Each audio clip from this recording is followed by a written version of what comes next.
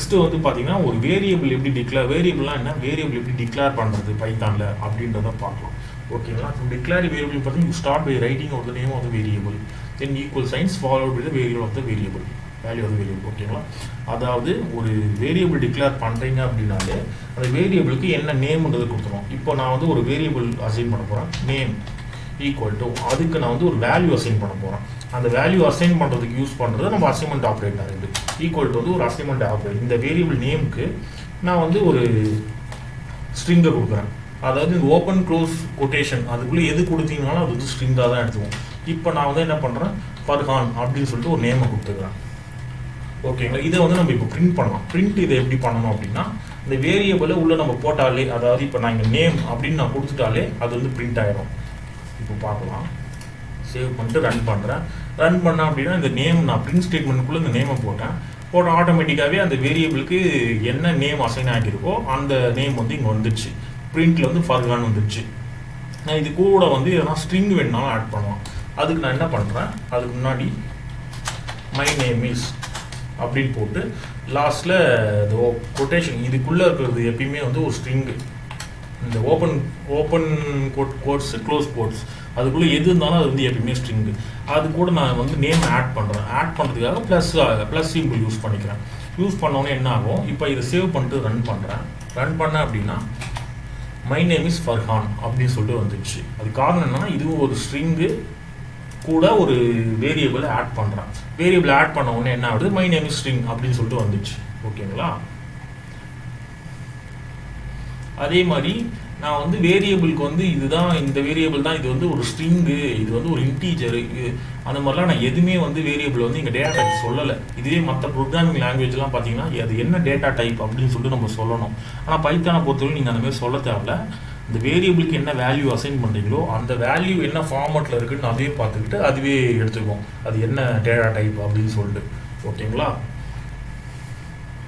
இங்கே வந்து இந்த ஸ்ட்ரிங்குக்கு இந்த ஓப்பன் க்ளோஸ் கோட்ஸ்க்குள்ளே எது கொடுத்தாலும் ஸ்ட்ரிங், அதனால் இது வந்து ஒரு ஸ்ட்ரிங் டேட்டா டைப்னு சொல்லிட்டு எடுத்துக்கிச்சு. அதனால் இதை வந்து யூஸ் பண்ணிக்கிச்சு. பிரிண்ட் ஸ்டேட்மெண்ட்டில் பார்த்தீங்கன்னா ப்ளஸ் கொடுத்தோன்னா இந்த ஸ்ட்ரிங்கோட ஸ்ட்ரிங் ஆட் ஆகிடுச்சு. இப்போ நான் என்ன பண்ணுறேன், ஸ்ட்ரிங்கு கொடுத்த மாதிரி இன்னொன்று கொடுக்குறேன். அதாவது இந்த ஏஜ்னு சொல்லிட்டு ஒன்று கொடுக்குறேன். ஏஜுக்கு பார்த்தீங்கன்னா 27 அப்படின்னு சொல்லிட்டு ஒரு நம்பர் தரேன். இப்போது இங்கே வந்து நான் பிரிண்ட்டு கூட அந்த அதையும் இப்போ பிரிண்ட் பண்ண பார்க்கலாம்.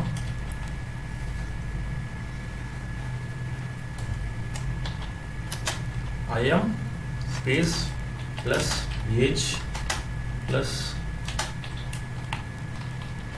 yes old இப்படின்னு போகிறேன்.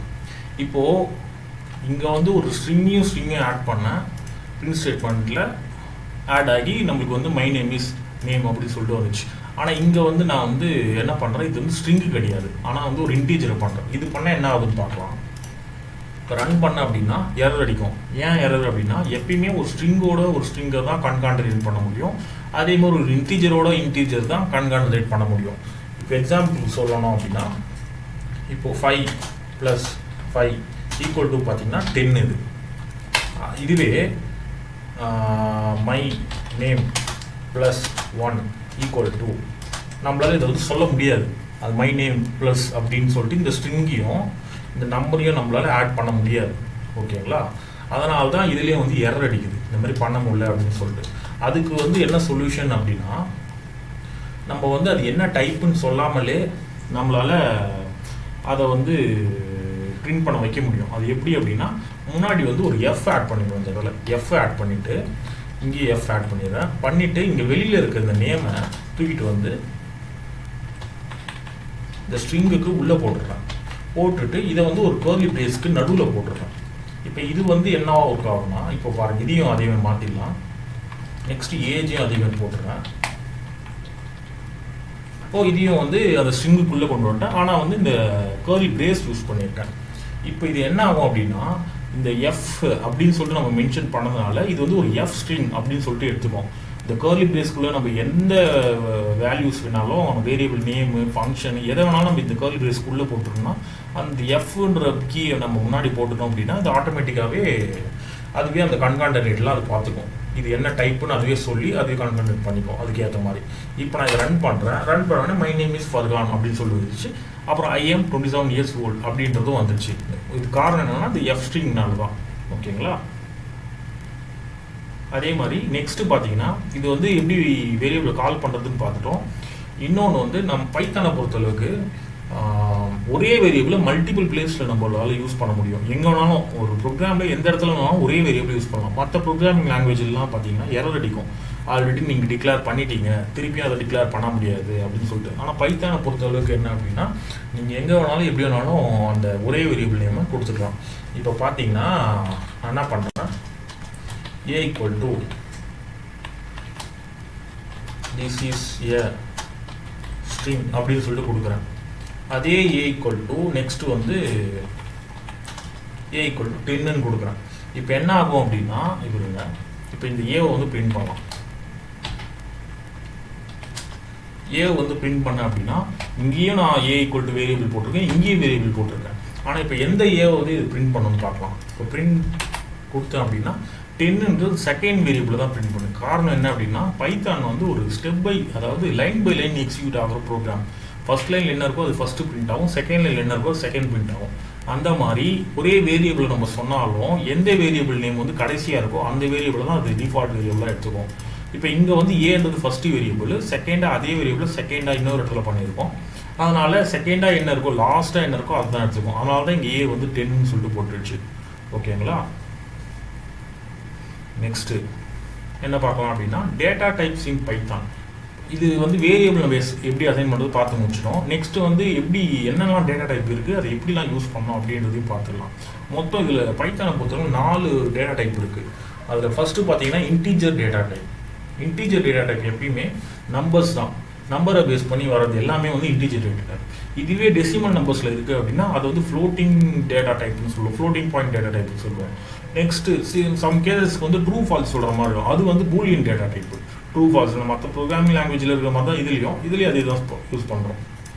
ஸ்ட்ரிங் டேட்டா டைப் எப்பயுமே அந்த ஓப்பன் கோர்ஸ் க்ளோஸ் கோர்ஸ்க்குள்ளே இருக்கிறது எல்லாமே வந்து string STR data type, string data type. ஓகேங்களா?